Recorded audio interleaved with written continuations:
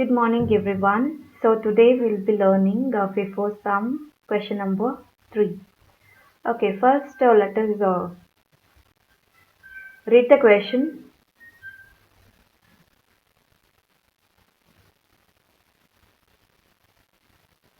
See the question here. From the following, write a store's ledger card in the prescribed form using FIFO method. On June 2020, they have given the transaction of June. Okay, see the first transaction. Opening balance 250 units at a total value of 275. So in the previous questions, they used to give the units and they used to give the rate. Here value is given. Value is nothing but it is a total amount. Okay. So under units column, you need to write 250. Under amount column, you need to write 275. Now what about the rate? How you will calculate the rate? So rate means the total amount divided by the units. Okay. So total cost, the cost is 275. 275 divided by 250. How much you will get? 1.10. So that will be the rate. I hope it is clear to you. So opening balance, see the solution. I'll explain simultaneously. So opening balance 250 units and amount is given 275. So that's why rate will be 1.10. How you got 1.10? 275 divided by 250. I hope it is clear to you, first transaction. Next, on third, received 100 units at rupees 1.2 per unit. So we have to write it under receipt column. So write it under receipt column 100. Rate is 1.20, that is 100 into 1.20 will be 120. So mention the balance. So previous it was available 250, quantity rate is 1.10, amount is 275 and again we have received. So again you write 100, rate is 1.20, amount is 120. See the next transaction. On 4th issued 50 units. On 4th issued 50 units. So available is 250. We have to issue 50. So it is sufficient. Rate is 1.10. It will be 55. So write the remaining. So out of 250, 50 we have issued. So what is the balance then? 200 units. Rate is 1.10 and it will be 220. And the remaining slot, that is 100.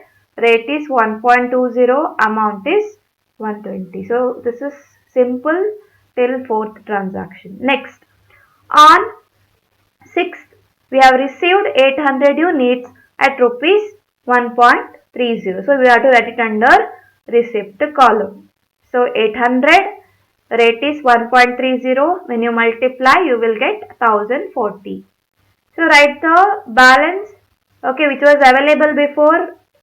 Write those and add extra, that is 800 units at rupees 1.30, it will be 1040. See the next transaction. On 7th issued 300 units. On 7th issued 300 units. Now I have written here 300 because here in the first lot 300 is not available now. So how much we can give? How much we can issue? Only 200. So from the first lot, that is 200 at the rate of 1.10, it will be 220. Okay, from first lot we have given 200. Still how much we have to issue? Out of 300, 200 we have issued at the rate of 1.10. Still 100 is pending now. So that is from the next lot. That is 100 at rate 1.20. It will be 120. Now what about the balance? These both, that is 200 and 100. Okay, that lot we have already issued. The remaining lot, it is 800 units at rupees 1.30. It will be 1040. I hope it is clear to you students till here. Do you have any doubts? I think you don't have doubts. Next, let us see. On 8th, return to stores 20 units issued on 4th June. Now tell me, is it issue or is it a receipt? Return to stores.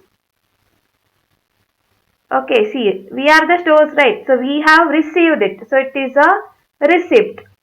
On 8th, see this sentence.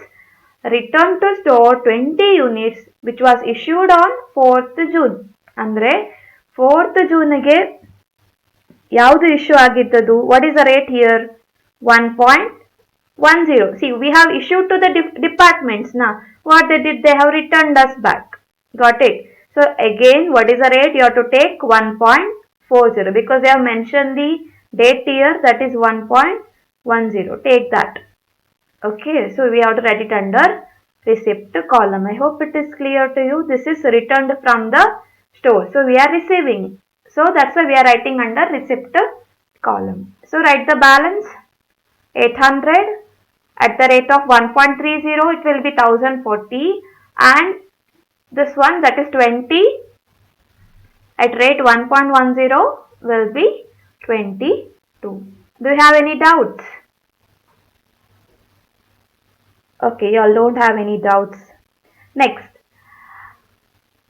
12th. On 12th, received 300 units at rupees 1.40. Now, see the date here, 12. Write it under receipt column. It is same. I hope you understood. Write the same thing. 800 units, then one more is 20 units, and this is added. Write it again, 300 at the rate of 1.40, it will be 420. Okay, so we have finished till 12th. Let us see the next one. Issued 320 units. So write it under issue column. So on 15th, we have to issue 320. So available, what is the available lot here? 800. So we can issue 320. Rate is 1.30. It will be 416. Now what is the remaining quantity? Out of 800, we have issued 320. So it will be 480. Rate is 1.30. It will be 624. I hope it is clear to you. One second.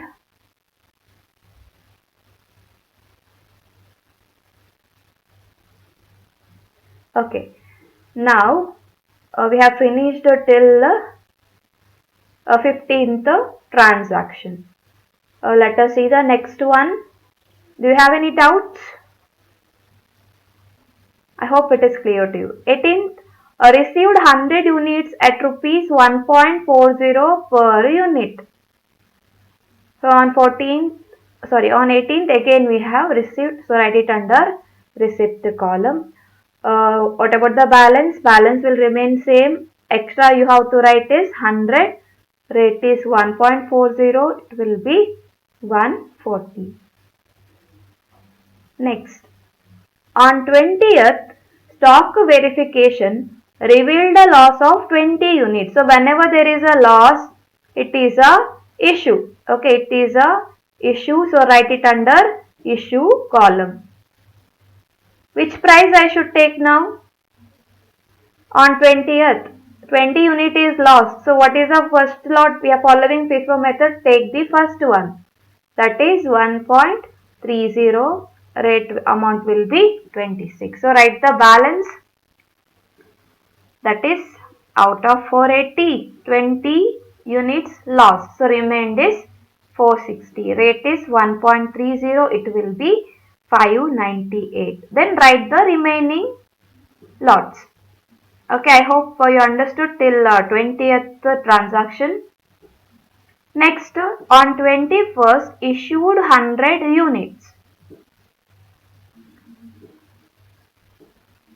So write under issue column 100. Rate is 1.30. It will be 468. Sorry, that is 460 minus 100 will be 360. Rate is 1.30. It will be 468. I hope you understood. You have seen through two sums now, so this would be clear to you. Okay, next we'll see the 23rd transaction. Return to vendors 30 units received on 18th June. Remember, return to vendors. It means vendor means suppliers. First, what we do, first we will be receiving from the supplier. We are writing under receipt column. But this one is what? Return to vendor. So return to vendor means it is a issue, under issue column you have to write. So whatever we have purchased on 18th June now, okay, that will be returned on 23rd. Unit is 30. Okay, I'll show here. Okay, on 23rd, okay, we have returned to the supplier 30 units which was purchased on 18th. So what is the rate of that? 1.40. Okay, we have not used it still. It is there in the stores. So rate is 1.40. It will be 30 into 1.40 will be 42. I hope it is clear to you.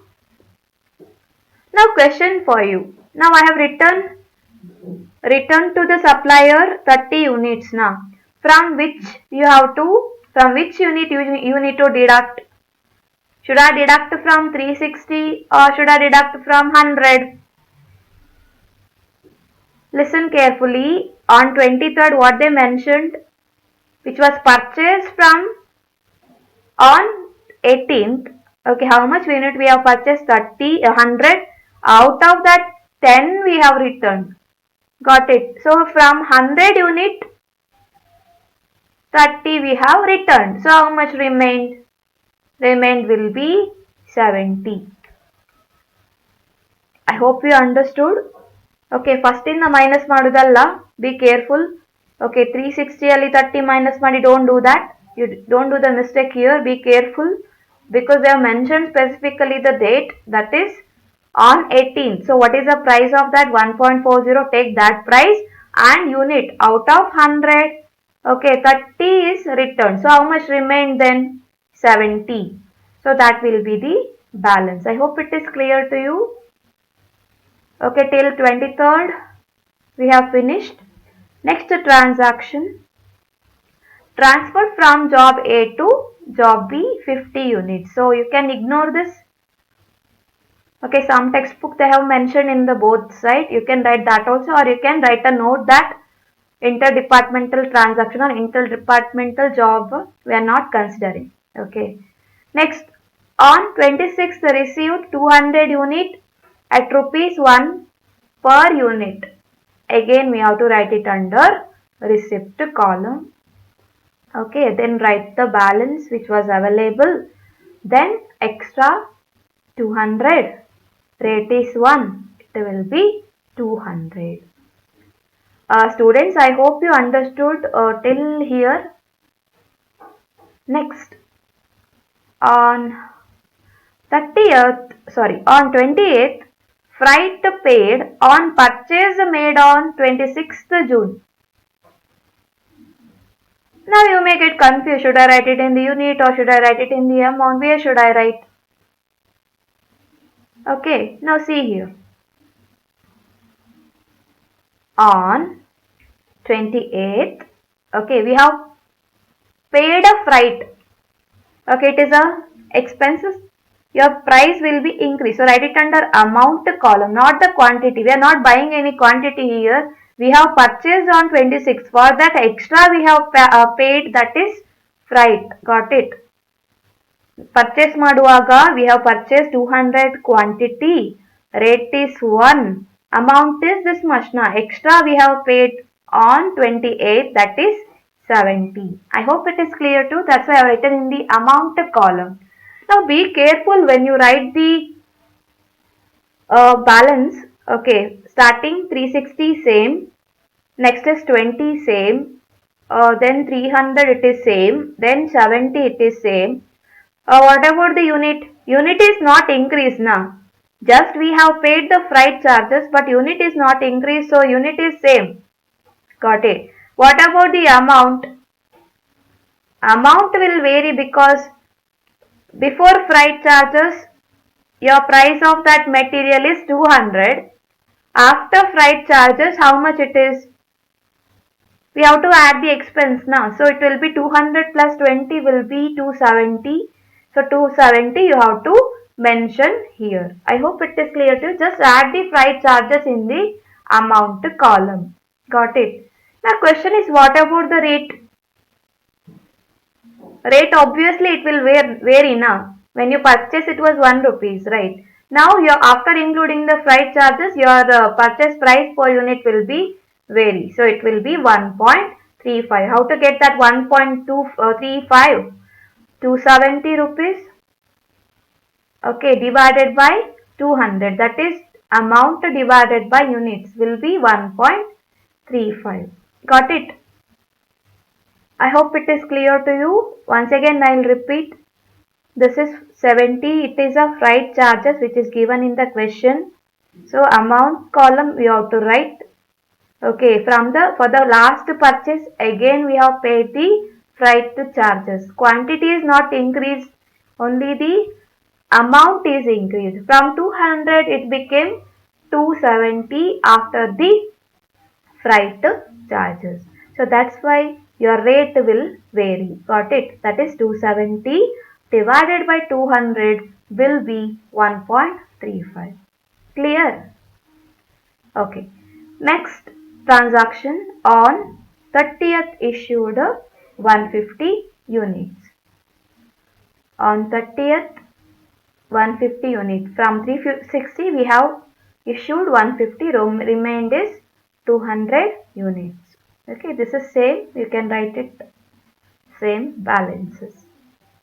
Okay, now last transaction, excess of 5 units were found on stock verification. So excess means there is a surplus of 5 units. Remember one thing, whenever there is a surplus, you have to write it under which column? You have to write it under receipt column. ಏನು ಹೇಳಿದ್ದಾರೆ, on 30th 31st 5 unit is a surplus. It is a excess, that is a surplus. Now what about the rate? Remember, always you should take the last purchase rate. Okay, last purchase rate. If rate is not given, it is assumed it is from the last purchase. So what is the last purchase? Rate is 1. Right, rate is 1. But what happened on 20th? There was a freight charges now. So after adding the freight charges, your rate varied, right? That is 1.35. It became 1.35. That's why we have to take 1.35. I hope it is clear to you. ಇಲ್ಲಿ freight charges ಇದ್ದ ಕಾರಣ what happened? Your price per unit changed. That's why we have to take 1.35. Now assume students, in case in this question, if freight charges is not there, if the freight charges irlilla anta enisi, then what would be the rate here? How much I should write? What is the last purchase rate? The last purchase rate is 1. So you have to write here 1. Okay, ಒಂದು ವೇಳೆ freight charges ಕೊಡದಿದ್ರೆ, okay, it will be same, it will be 1 rupees. But here I have written 1.35 because after adding the freight charges, your price per unit, that is rate, is varied. Okay, that's why we have to take 1.35 for the excess units. Okay, so 5 into 1.35 will be 6.75. So write it under a receipt column. So write the balance which is available and extra, that is 5. Rate is 1.35. It will be 6.75. So finally it will be the closing stock. Add the units, add the amount. Don't add the rate. Got it? Okay, I hope it is clear to you. So if you understood the lesson, please like the video and subscribe my channel. Thank you. Have a nice day.